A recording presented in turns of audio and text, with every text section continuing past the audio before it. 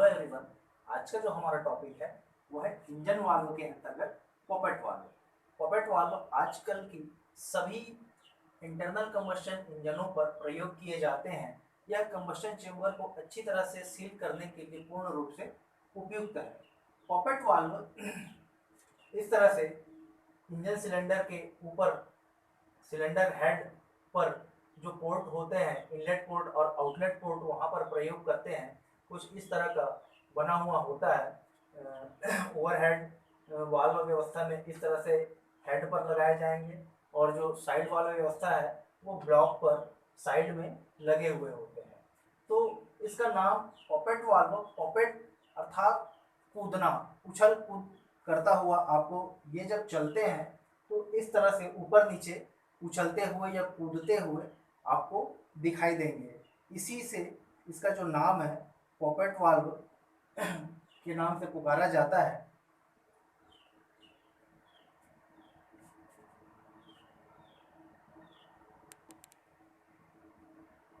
जैसा कि आप लोग सभी जानते हो कि हमारे इंटरनल कंबशन इंजन में एक इनलेट पैसेज होता है और दूसरा एग्जॉस्ट पैसेज होता है।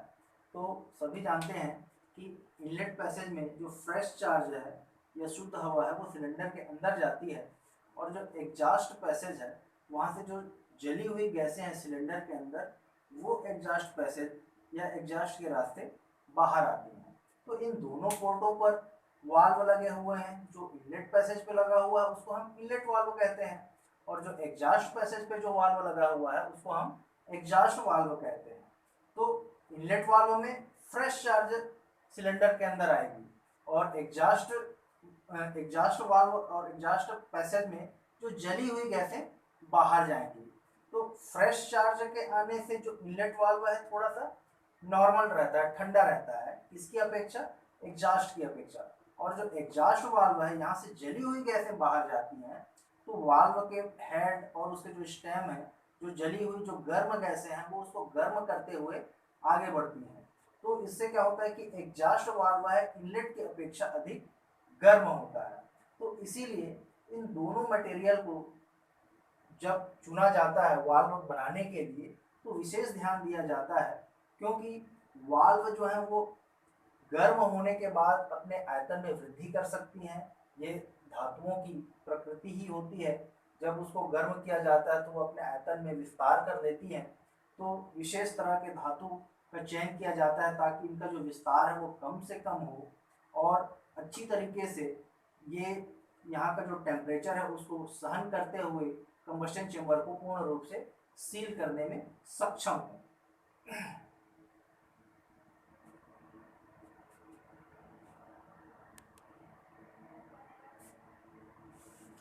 तो अगर इस वाल्व के मटेरियल के बारे में अगर हम बात करें तो आमतौर पर वाल्व बनाने के लिए carbon steel alloy, stainless steel, high strength निकल क्रोमियम, आयरन एलॉय तथा टाइटेनियम, इस तरह के मटेरियल का चुनाव किया जाता है।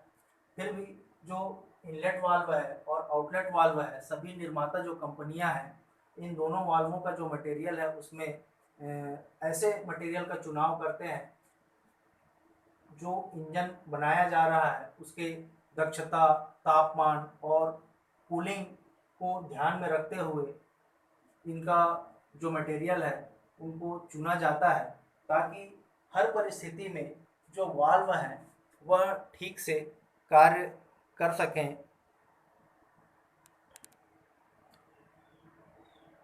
तो जो इनलेट वाल्व होता है वह निकल क्रोमियम एलॉय स्टील, और exhaust valve silicon alloy steel या सिलिकॉन क्रोमियम एलॉय स्टील का प्रयोग किया जाता है। तो आगे बढ़ते हैं। वाल्वों के जो भाग होते हैं, उनके जो पार्ट्स होते हैं उसकी पहचान करते हैं। तो आइए देखिए। तो पपेट वाल्व कुछ इस तरह का दिखाई देता है। तो ये वाल्व का हेड कहलाता है। यह वाल्व का सबसे बड़ा हिस्सा होता है। इसी के ऊपर वाल्व सीट कटी होती है। यह इंजन के चलते समय वाल्व का सबसे गर्म चलने वाला भाग होता है। वाल्व का हेड या तो उसमें थोड़ा गड्ढा होता है, ये जो वाल्व का जो हेड है यहाँ पे किसी किसी वाल्व में थोड़ा गड्ढा होता है कॉन्केव टाइप, या किसी वाल्व का ये जो हेड है थोड़ा सा उभरा हुआ होता है उतल। तो इस तरह के भी बनावट में होते हैं, तो उस पर हम बाद में चर्चा करेंगे। ये वाला हिस्सा मार्जिन कहलाता है। ये जो मार्जिन है वाल्व के हेड पर पूरी गोलाई पर कुछ स्थान छोड़ा जाता है और उसके नीचे से फेस कटिंग की जाती है। तो ये जो मार्जिन है पूरी गोलाई में छोड़ी जाती है, इसका भी एक महत्वपूर्ण कार्य होता है, वाल्वों को जलने से ये बचाता है।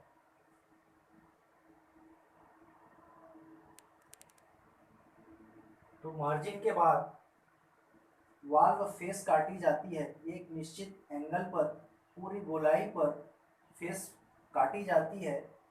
इसका एक महत्वपूर्ण कार्य है, यही जो है सिलेंडर हेड अथवा ब्लॉक पर जो सीट होती है उसी सीट से ये जो फेस है वह चिपक करके इस पोर्ट को, इनलेट अथवा एग्जॉस्ट पोर्ट को सील करती है।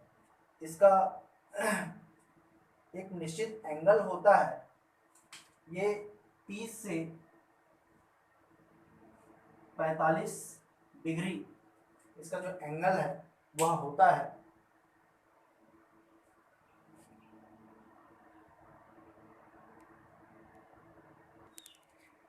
इस हिस्से को नेक या शोल्डर कहते हैं। ये जो हिस्सा है वो स्टेम और हेड को जोड़ता है। एक कंधे के समान एक बनावट होता है जिसको हम नेक अथवा शोल्डर कहते हैं, और इस सीधी छड़ को वाल्व स्टेम कहते हैं। इसका भी एक महत्वपूर्ण कार्य है, इसी के सहारे जो वाल्व है अपने निश्चित स्थान, निश्चित पोर्ट पर, निश्चित स्थान पर ही ऊपर नीचे चलती है। तो ये जो स्टेम है, सीधी जो छड़ है, ये एक सीट के, सॉरी, एक वाल्व गाइड होता है। ये वाला हिस्सा पोर्ट के पास पूरी गोलाई में स्टेम का जो व्यास है उस व्यास से बिल्कुल थोड़ा सा बड़ा एक होल होता है, एक गाइड जिसको कहते हैं, वो प्रेस वहाँ पे फिट किया जाता है। उसी पर ये जो वाल्व है उसी स्थान पर फिट होकर के अपने निश्चित स्थान पर ऊपर नीचे चलती है।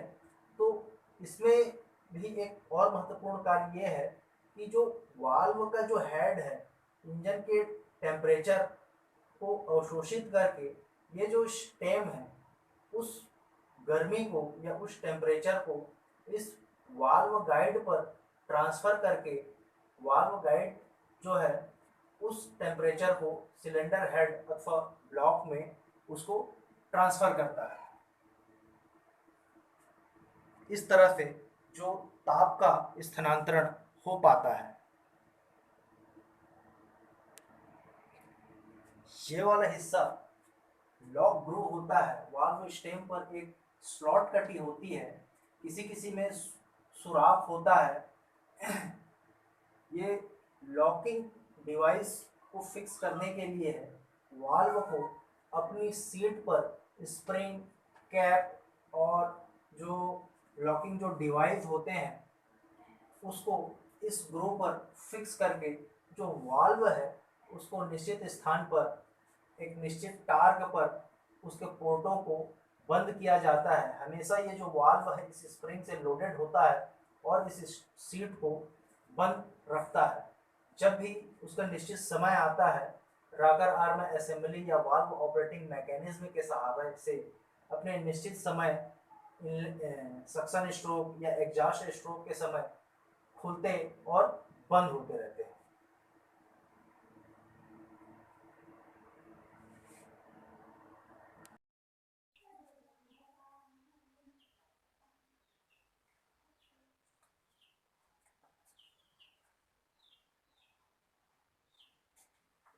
और सबसे आखिरी जो हिस्सा है वाल्व टिप इसको कहते हैं, ये सबसे स्टेम का सबसे ऊपरी सिरा होता है, इसका भी एक बहुत महत्वपूर्ण कार्य है। ये जो है अपनी सीट पर इस तरह से वाल्व को फिट किया जाता है, तो टिप जो होता है वाल्व का जो ऊपरी सिरा, जो अंतिम सिरा जो होता है, उसको ओवरहेड वाल्व व्यवस्था में रॉकर आर्म के माध्यम से पुश किया जाता है। ये जो पुश रॉड है, उधर कैम शाफ्ट लगी हुई होती है, जो कैम शाफ्ट में बने हुए जो लोब होते हैं और जो टैपेट होते हैं या वाल्व लिफ्टर जो होते हैं, वो इस पुश रॉड को ऊपर की ओर धकेलते हैं। तो ये जो रॉकर आर्म का जो दूसरा सिरा है वो नीचे की ओर आता है। तो ये जो वाल्व का जो टिप है, इसको वो ठोकर लगता है, एक तरह से हैमरिंग होता है, तो धीरे धीरे धीरे धीरे यहाँ का जो क्लियरेंस है वो बढ़ने लगता है।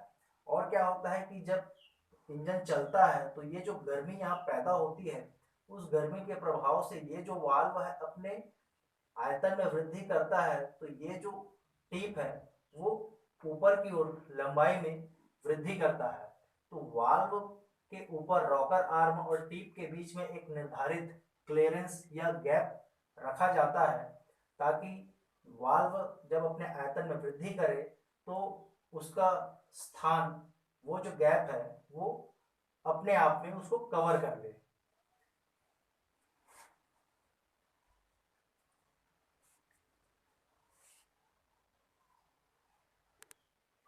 तो अब बात करते हैं टाइप्स ऑफ वाल्व। वाल्वों के जो किस्म होते हैं वो तीन प्रकार के होते हैं, स्टैंडर्ड वाल्व, टुलिप वाल्व और फ्लैट टॉप वाल्व।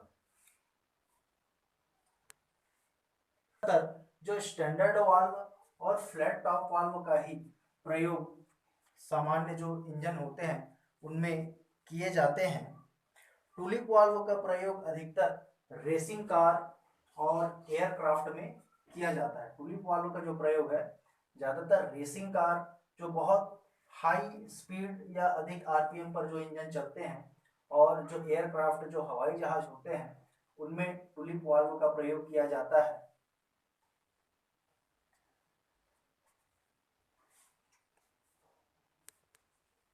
एक होता है स्पेशल एग्जॉस्ट वाल्व।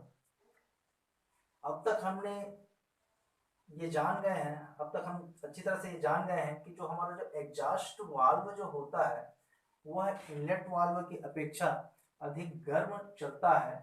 वह बहुत ज़्यादा गर्मी बर्दाश्त करता है।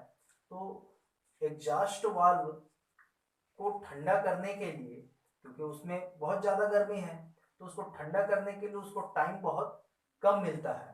तो इसका जो हीट ट्रांसफ़र है उसको अन्यत्र स्थानांतरण करने के लिए, जैसे सिलेंडर हेड अथवा जो ब्लॉक है वहां तक पहुंचाने के लिए उसको काफ़ी मशक्कत करनी होती है, इसलिए स्पेशल एग्जॉस्ट वाल्व बनाया जाता है।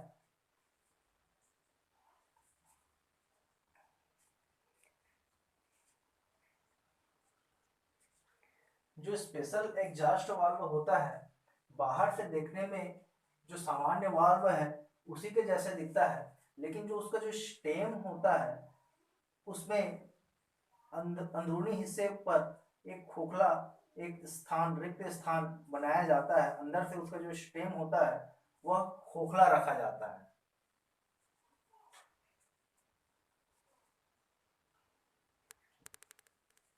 और इस खोखले स्थान पर स्पेशल एग्जॉस्ट वाल्व के ये जो खोखले स्थान है, इसमें एक पदार्थ फिलअप किया जाता है जिसको हम मेटेलिक सोडियम कहते हैं।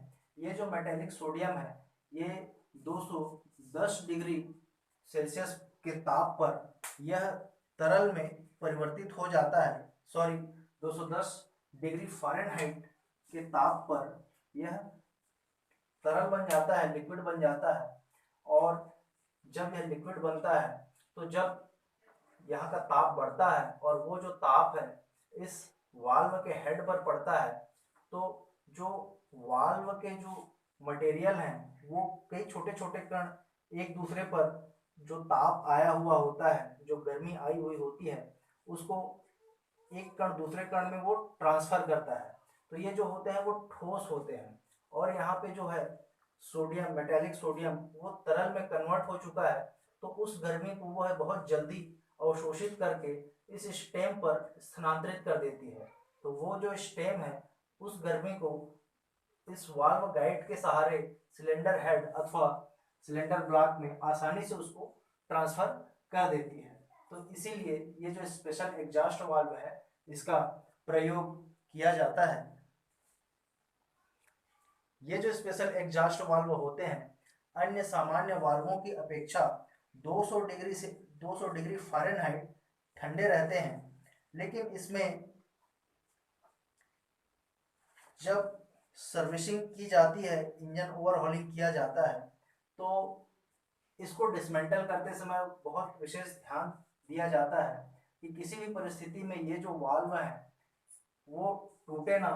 अगर किसी कारणवश टूट करके पानी के साथ में मिक्स हो जाते हैं तो ये उछलता है, एक ब्लास्ट होता है तेजाब की तरह।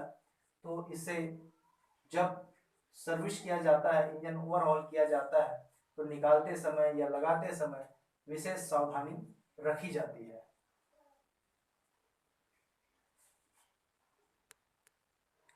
तो आपको इस तरह के स्पेशल एग्जॉस्ट वाल्व पे जब आप काम कर रहे हैं, इस तरह के लगे हुए जो इंजन पे आप काम कर रहे हैं, तो आपको विशेष ध्यान देना होगा कि जब कभी भी सोडियम भरा जो एग्जॉस्ट वाल्व अनसर्विसेबल हो जाए तो उसे कभी भी आपको काटना नहीं है, ठोकना नहीं है, क्योंकि ये जो है सोडियम पानी के साथ मिलकर वह फटता है, धमाका होता है।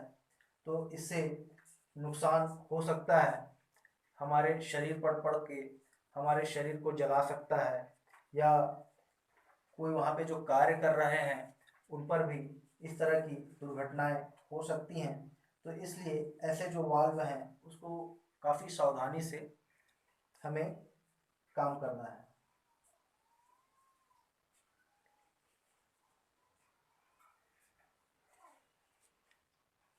तो अभी के लिए इतना ही।